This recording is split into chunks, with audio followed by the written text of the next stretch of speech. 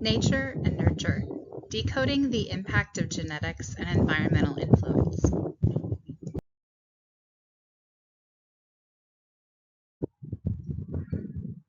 I'll be taking a look at what defines nature in regards to development, what defines nurture, the impacts of the social environment on human development, epigenetics, differential susceptibility, and summarizing what I've discussed.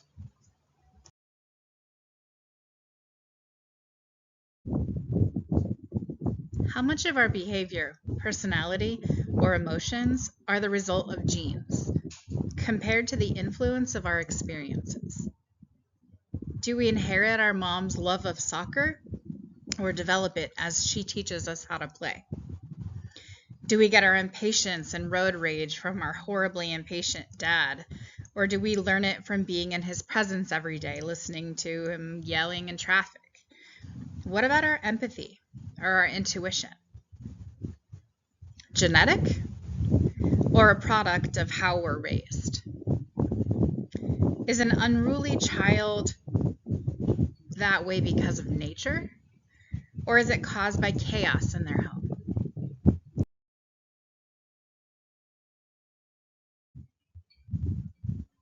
Nature, in regards to human development, refers to the influence of the genes that people inherit.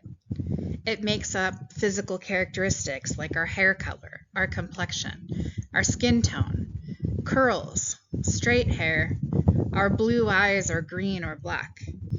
It makes us have those adorable dimples that we get from our granddad or the small stature of the women on our mom's side.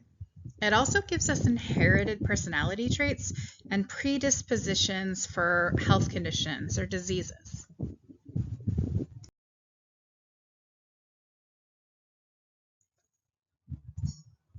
What is nurture? Nurture refers to environmental influences, beginning with the health and diet of the embryo's mother and continuing lifelong, including experiences in the family, school, community, and nation. Berger, 2017. Learning to play an instrument from our musician parents, our love of reading because we were read to every day, how quickly we walk because we were encouraged, our ability to form close bonds and relationships because we witnessed them around us. These are all from how we were nurtured.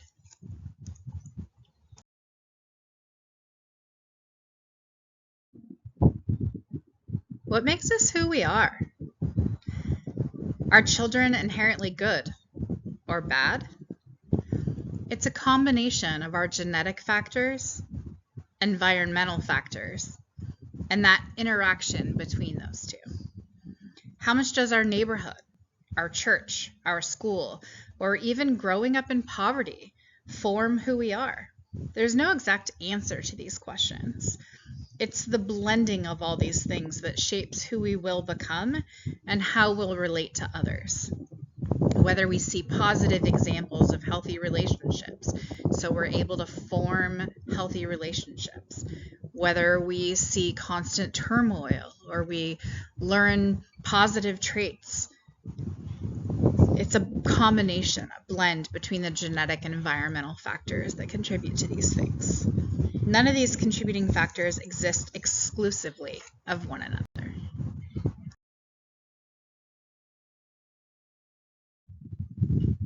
Trait versus fate. Grandma's lousy childhood or excellent adventure might change your personality, bequeathing anxiety or resilience by altering the expressions of genes in the brain. Darwin and Freud walk into a bar. Two alcoholic mice, a mother and her son, sit on two bar stools, lapping gin from two thimbles. The mother mouse looks up and says, "Hey, geniuses, tell me how my son got into this sorry state." "Bad inheritance," says Darwin. "Bad mothering," says Freud. For over 100 years, those two views, nature or nurture, biology or psychology, offered opposing explanations for how behaviors develop and persist, not only within a single individual, but across generations. And then in 1992, two young scientists followed in Freud's and Darwin's footsteps, actually did walk into a bar. And by the time they walked out, a few years later, they had begun to forge a revolutionary new synthesis of how life experiences could directly affect your genes. And not only your own life experiences, but those of your mothers, grandmothers, and beyond. Dan Hurley. Epigenetics is the exploration of the many ways our environment alters our genetic expression. How brains form is mapped by genes, but nutrients and toxins affect our brains prior to birth. A baby may be set up to genetically be brilliant, but the mother's use of drugs or alcohol changed the makeup of that beautifully developing brain, having lifelong repercussions. Even loneliness, experienced long-term, chronically, changes brain structure. The opposite's also true, though. Someone may be genetically predisposed to diabetes or heart disease, but their parents switched to a vegan diet, so they've been raised and continue to live on a plant-based diet. They became a marathon runner, and through diet and exercise, they never see those predisposed conditions become diseases. Epigenetics is this interaction, how one thing influences the other.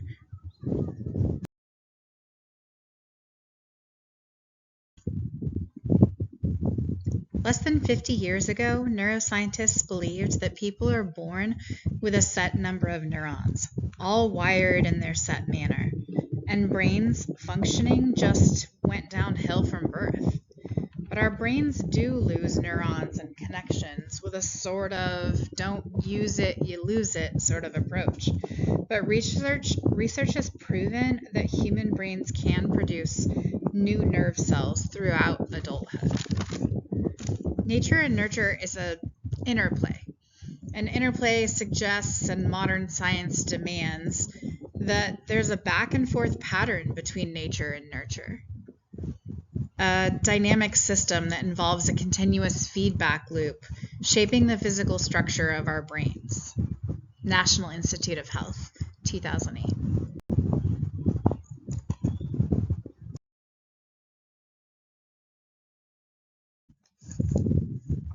Differential susceptibility.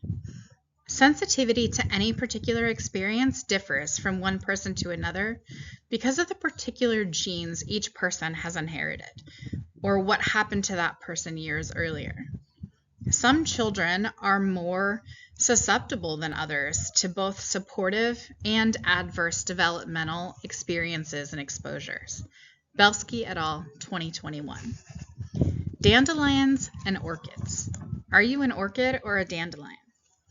Professor Tom Boyce describes what he's termed dandelions and orchids.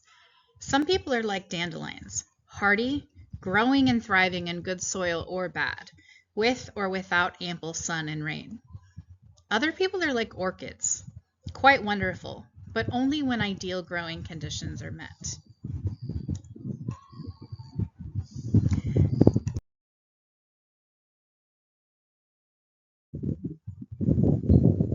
To summarize the age-old debate of nature versus nurture, it is not nature or nurture that's to blame for how we live this human experience. It is the blending of the two, the genetics passed down to us by our ancestors, and the collective social influences in which we grow up that mold us into who we are. We are the culmination of the people who came before us and the family, culture, and society we're a part of. It is these experiences that shape our genes, and our genes that shape our experiences.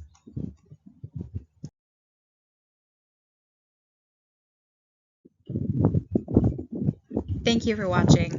I'm Autumn Tamura, and this concludes my presentation on nature and nurture. My references are to follow.